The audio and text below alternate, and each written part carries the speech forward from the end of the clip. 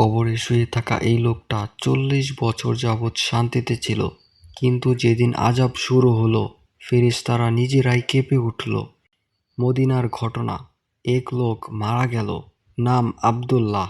জীবনে নামাজ পড়ে নাই, রোজা রাখে নাই। মানুষ বলল, এই লোক জাহান্নামী।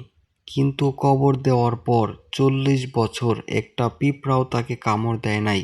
আযাবের ফেরেশতারা কবরের কাছে আসতেই পারে নাই। কিন্তু কেন?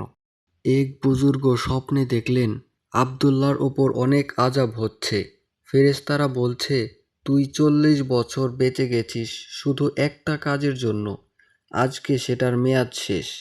কি সেই কাজ জানেন?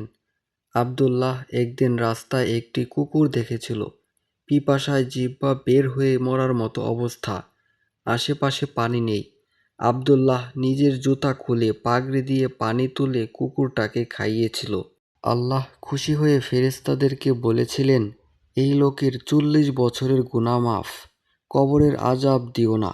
৪০ বছর পর সেই সব শেষ। এবার হিসাব শুরু। রাসূল সাল্লাল্লাহু আলাইহি ওয়াসাল্লাম বলেছেন, এক বেশ্যা মহিলা জান্নাতে, শুধু একটা কুকুরকে পানি খাওয়ানোর জন্য। ভাই, আমরা নামাজ পড়ি, রোজা রাখি, কিন্তু একটা মানুষের সাথে হাসি মুখে কথা বলি না, একটা প্রাণীকে লাথি মারি। আব্দুল্লাহ নামাজ পড়ে নাই, কিন্তু দয়া করেছিল, তাই ৪০ বছর বেঁচে গেছে। আমরা কি বাঁচতে পারবো? আজ থেকে নিয়ত করি ভাই, মা বাবার সাথে ভালো ব্যবহার করব। হতে পারে এই কাজটা পরকালে আমাদের বাঁচিয়ে দেবে।